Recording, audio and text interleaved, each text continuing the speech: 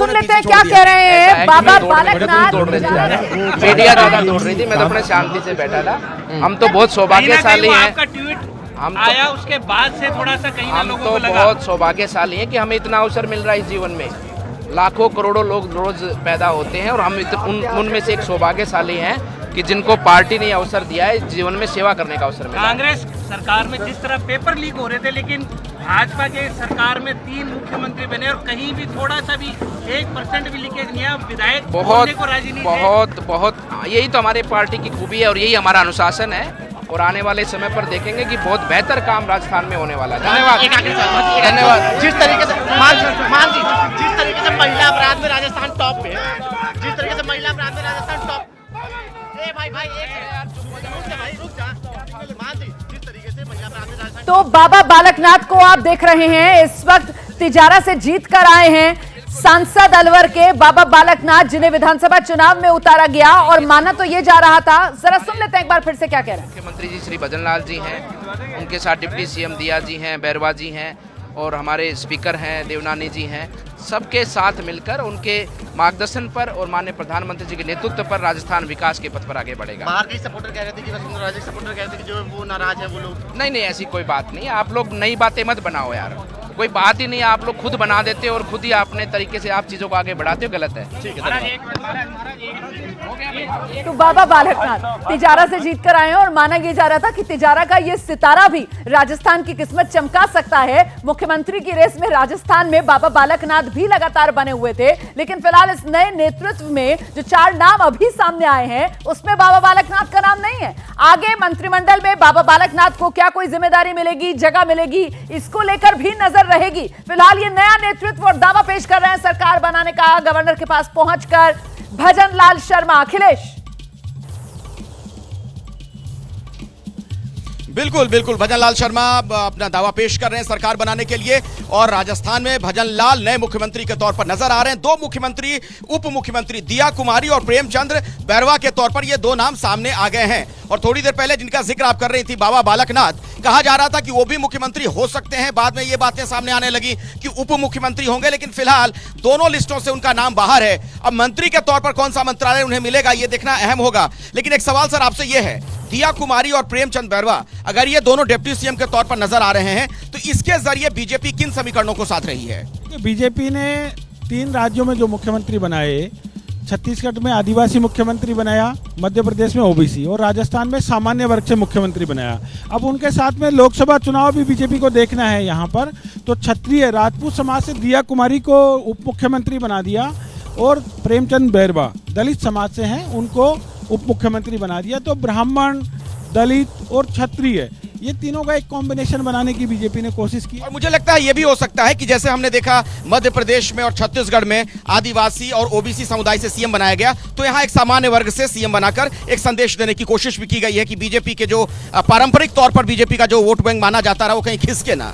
देखिए, north India में BJP का ब्राह्मण, बनिया और राजपूत खास तौर से ये कोर वोट बैंक है, तो उसको बीजेपी ने साधने की कोशिश की है। नॉर्थ इंडिया में भी काफ़ी सारे मुख्यमंत्री हैं भारतीय जनता पार्टी के, उसमें एक भी ब्राह्मण मुख्यमंत्री नहीं है।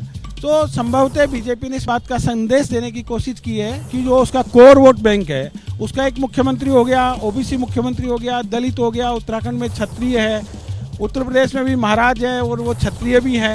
बाबा बालकनाथ का नंबर इसलिए कट गया कि मध्य प्रदेश में जो मुख्यमंत्री हैं वो यादव हैं और बाबा बालकनाथ उनकी जाति भी यादव समाज से हैं। तो इसलिए बीजेपी ने कई समाजों को, कई जातियों को, 2 भगवा मुख्यमंत्री हो जाते हैं। मुझे लगता है वो कहीं ऐसा ना हो कि जाति वाली स्थिति नहीं हो जाती कहीं। अच्छा ये बताइए, वसुंधरा राजे जी को कैसे मना लिया आप लोगों ने? देखिए, वसुंधरा राजे जी को मना लिया ये कहना मैं बड़ा गलत मानता हूं, क्योंकि वसुंधरा राजे जी पार्टी की बड़ी ही वरिष्ठ नेता है, 2 बार की पूर्व मुख्यमंत्री रही हैं और हमारी राष्ट्रीय उपाध्यक्षा हैं। उनको कोई मनाए ऐसा बिल्कुल भी मुझे नहीं लगता। भाई शक्ति प्रदर्शन की खबरें आ रही थी, बाड़ेबंदी की खबरें आ रही थी, तो कुछ तो नाराजगी रही होगी। ये खबरें बिल्कुल सरासर जो है वो मैं कहीं ना कहीं कहूँगा कि मीडिया के द्वारा बनाई गई खबरें थी। आप मेरी बात को समझिए, जब 2 बार की मुख्यमंत्री जयपुर के अंदर है तो एक स्वाभाविक है शिष्टाचार के तहत विधायकों का उनके पास जाना, उनसे मार्गदर्शन लेना, उनको शुभकामनाएं देना। इसको किसी प्रकार का शक्ति प्रदर्शन माने तो ये मीडिया मान सकती है।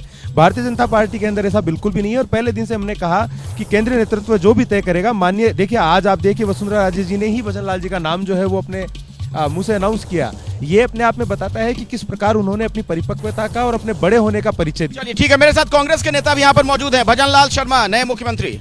तो देखिए अखिलेश जी, आपके चैनल के माध्यम से मैं भजन लाल जी को बधाई देना चाहता हूं कि वो राजस्थान के मुख्यमंत्री मनोनीत हुए हैं, और मेरे भाजपा के तमाम मित्रों को और सबको बधाई देना चाहता हूं। और मैं उम्मीद करता हूं कि आने वाले समय में जो मुख्यमंत्री मनोनीत हुए हैं वो राजस्थान का बेहतर विकास करेंगे, और जो वादे चुनाव घोषणा पत्र में, संकल्प घोषणा पत्रों में किए हैं, उन वादों को तत्परता से लागू करेंगे। चाहे 450 में सिलेंडर देने की बात हो, चाहे अभी शपथ तो ले लेने दीजिए, आप सारी चीजें फिर से याद दिलाने लगे अभी। हाँ देखिए, मुख्यमंत्री है तो तमाम जिम्मेदारियां उनके ऊपर ही रहेगी, और उन तमाम वादों को जो संकल्प घोषणा पत्र में उन्होंने वादे किए हैं और पूरे देश के अंदर उस पे आऊंगा, लेकिन देखिए एक बड़ी महत्वपूर्ण चीज ये भी है, क्या ये बीजेपी में ही मुमकिन है? आप सोचिए, एक बार का विधायक और उसे इस तरीके से मुख्यमंत्री की कुर्सी दे दी जाती है, बड़े बड़े दिग्गज धुरंधर सब बैठे रह गए, मुंह देखते रह गए।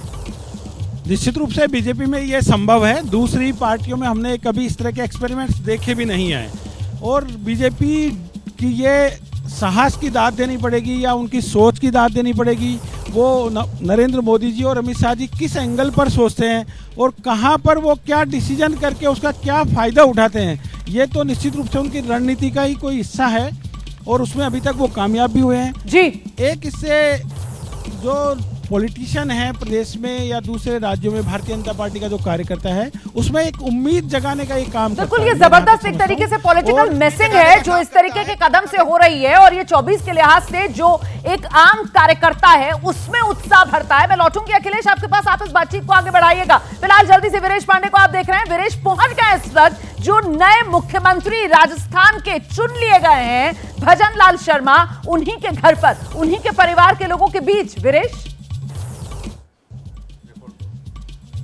देखिए, बालाजी अपार्टमेंट है और जो पड़ोसी हैं वो अपार्टमेंट में ऊपर आ गए हैं, और जो गीता जी यानी भजन लाल शर्मा की पत्नी हैं वो पूजा कर रही हैं। कुणाल और अभिषेक उनके पुत्र का नाम है, वो भी दोनों अपनी मां का हाथ बटा रहे हैं भगवान से और प्रार्थना कर रहे हैं, और कि इनके पिताजी की जो कुर्सी है वो सही सलामत चले और राजकाज जो है प्रदेश का वो बेहतर चले। ये जो पड़ोसी हैं नीचे आए हैं, बेहद उत्सुक हैं, दरवाज़ा बंद है, पुलिस लग गई है, और चूंकि विधायक दल के नेता बने हैं और डिजिग्नेटेड मुख्यमंत्री हैं, तो ऐसे में स्थिति यहाँ की आप देख सकते हैं, नीचे से पुलिस आने नहीं दे रही थी, यहाँ के आईपीएस, यहाँ के ज्वाइंट सीपी सभी लग गए हैं। भौकाल होता है मुख्यमंत्री का। आप बताइए साहब, आप तो बहुत सरल। मेरे रिलेशन में भी हैं, बड़े भाई साहब हैं, और काफ़ी दिन से हम साथ साथ यही रह रहे हैं बालाजी टावर में, और एक ज़मीन से उठे हुए बड़े कर्मठ बीजेपी के कार्यकर्ता, संघ के कार्यकर्ता, और इस लेवल पर पहुंचे हैं। पहली बार जीत करके बहुत खुशी है,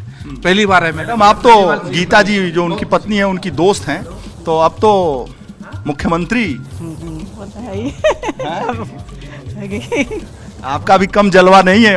हाँ बिल्कुल, वो तो है ही है, वो तो है ही है। सारा जो चेहरे की जो खुशी है वो जलवा की है।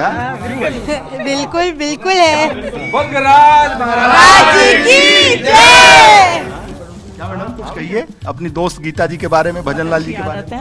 बिल्कुल, बहुत मिलनसार हैं, बहुत मिलनसार हैं, बहुत अच्छी हैं, और वैसे भी काम आती हैं हर एक। ये दरवाजा खोलें, देश देखना चाहता है उनको। वो नहीं की है, खोले जब तक। भाई जी, जैसे ही घड़ी का काटा दोपहर 2:30 पे आए, बबीता जी का दिल सास बहू साजिश के लिए मचल जाए। और ये है इनकी बहू, पूरे दिन ऑफिस की टेंशन हो जाए गॉन जब ये करें अपना फेवरेट शो फ्री टाइम पे ऑन। इनकी तरह आप भी देखें अपना फेवरेट शो अपने टाइम पर, और डाउनलोड कीजिए एबीपी लाइव ऐप अपने स्मार्ट टीवी पर।